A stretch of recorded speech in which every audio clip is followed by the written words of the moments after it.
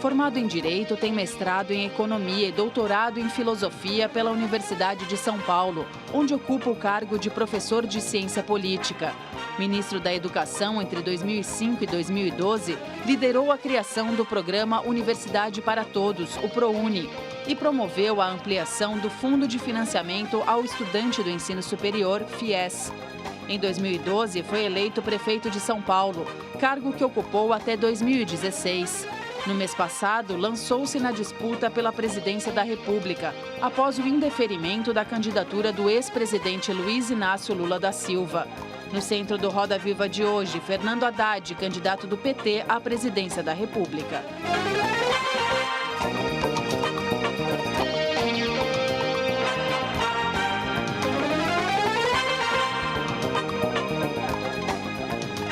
Bem-vindos ao Roda Viva, o mais tradicional programa de debates da TV brasileira. Hoje, no centro da roda, está o candidato do PT à presidência da República, Fernando Haddad. Estamos no ar em todo o país pela TV Cultura, pelas emissoras afiliadas, pelo nosso canal no YouTube e pela nossa página no Facebook. E também ao vivo no nosso perfil do Twitter. Para conversar com Fernando Haddad, convidamos Bernardo Melo Franco, colunista do jornal O Globo, Fernando Canzian, repórter especial do jornal Folha de São Paulo, Maria Cristina Fernandes, colunista do jornal Valor Econômico, Vera Magalhães, colunista do jornal O Estado de São Paulo e do site BR18, comentarista da rádio Jovem Pan.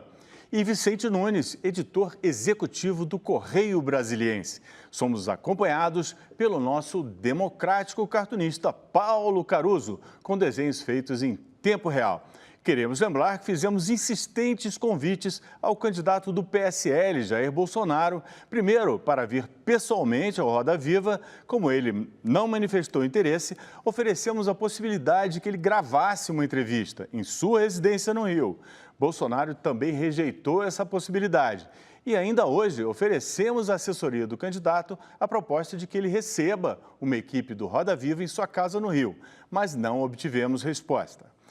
Boa noite, candidato. Boa noite, muito obrigado por ter vindo. Grande prazer estar aqui com vocês. Eu vou fazer a mesma pergunta que eu fiz ao seu adversário quando ele veio aqui no primeiro turno.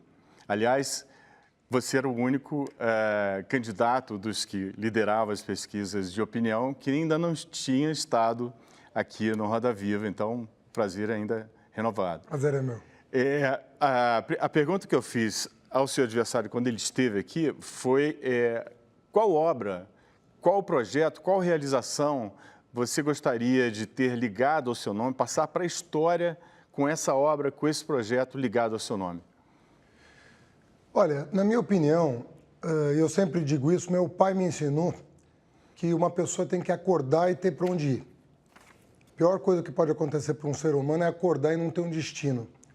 E ele me dizia que trabalho e educação são as coisas mais preciosas que um ser humano pode ter. Então, o Brasil que eu sonho, o Brasil que eu vivi como ministro da Educação, é o Brasil de trabalho e educação para todos. Eu gostaria de terminar o meu mandato dando essa perspectiva para todos os brasileiros. Bom, vamos começar a nossa rodada aqui com a Maria Cristina Fernandes no sentido horário. Feito na página 10 do seu novo programa de governo, está escrito o seguinte: Haddad é a única opção para a manutenção da nossa democracia. E eu queria saber do senhor o seguinte: o Brasil inteiro está assistindo a essa sucessão com muitas apreensões, mas ao se colocar como a única opção para a manutenção da democracia, o senhor está questionando a legitimidade de um resultado que não seja a sua eleição? Não, nós estamos alertando o cidadão do que pode acontecer com o Brasil no dia 28 de outubro. Meu adversário é uma pessoa que cultua a tortura, que tem como principal herói o torturador mais bárbaro da ditadura militar. Uma pessoa que diz para uma colega de trabalho no parlamento que só não a estuprava porque ela não merecia. Uma pessoa que trata quilombola como alguém que é medido em arroba, como se fosse gado. E diz mais, que os quilombolas que ele conheceu sequer servem para procriar. Uma pessoa que não perde a oportunidade de ofender a mulher, que falou que os nordestinos deviam comer capim. Eu acho que uma pessoa dessa não tem uma tradição que respeite a redemocratização, a grande jornada de redemocratização que eu ajudei a construir ainda como estudante. Porque eu sempre fui um amante da liberdade, um amante da democracia. Eu penso que as qualificações dele não o habilitam para governar o país em tempos democráticos e basta ver as declarações recentes dele. Aliás, o filho diz que fecharia o Supremo com um cabo e um soldado. E ainda diz, sem demérito aos dois. Mas, prefeito, Ele ontem, na Avenida Paulista, por transmissão, diz que iria eliminar fisicamente os seus opositores, que teriam que escolher entre a prisão e o exílio. Ele recebeu repreensão hoje de uma pessoa insuspeita. O presidente Fernando Henrique Cardoso manifestou incompreensão, né, indignação com as declarações de uma pessoa que quer ocupar o cargo mais elevado do país. Mas então, na minha opinião, é pouco o que foi dito no programa de governo sobre quem é Jair Bolsonaro. Eu acho que as pessoas precisam saber, até dia 28, de quem se trata. Mas ele teve 46 milhões de votos no segundo bloco. Então. Segundo bloco. Bernardo. Candidato, boa noite. Quando começou o segundo turno, o senhor foi escolhido como oponente do Jair Bolsonaro.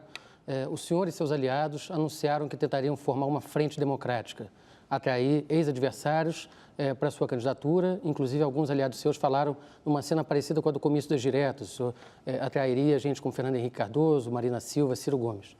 Alguns desses declararam um apoio um pouco envergonhado, outros se afastaram do senhor, preferiram não declarar. Por que essa tentativa de frente fracassou?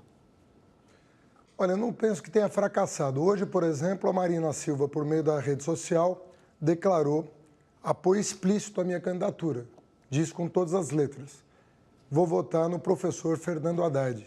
O que muito me honra, porque eu fui colega de ministério da Marina Silva, conheço a sua luta, a sua trajetória e tenho compromisso com a sua agenda ambiental.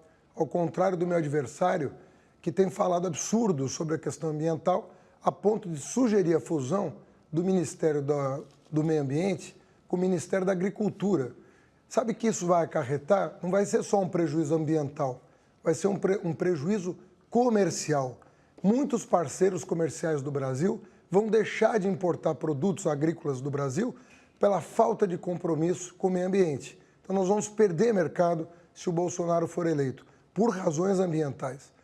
O Cid Gomes, depois daquela aresta, num encontro do PT, mandou um vídeo, aliás, mandou dois. Um para entrar no horário eleitoral e um agora muito simpático, que está veiculado nas redes sociais, dizendo que não há alternativa democrática à minha candidatura e rechaçando a candidatura do meu adversário, que todos os democratas consideram uma ameaça à democracia. Inclusive o Fernando Henrique, que não pode declarar voto a mim em função de questões relativas ao seu próprio partido, tem manifestado um certo inconformismo com uma pessoa da qualidade do Bolsonaro está liderando as pesquisas. Porque todo mundo que lutou por democracia sabe dos riscos que o Brasil está correndo. Uma pessoa que está se cercando de quase que de uma milícia, incluindo os seus próprios filhos, ameaçando o país, ameaçando as instituições. Já disse que não vai respeitar a autonomia do Ministério Público, já disse que ia aumentar o número de ministros do Supremo Tribunal Federal em 10 para poder ter controle sobre a Corte Suprema. Agora o filho disse que precisa de um cabo e um soldado para fechar o Supremo. As coisas que ele verbaliza são contrárias a toda a tradição liberal e republicana que nós estamos tentando construir no Brasil. Então há sim um amadurecimento cada vez maior dessa ameaça e eu estou muito confiante de que isso vai ganhar força até o domingo que vem.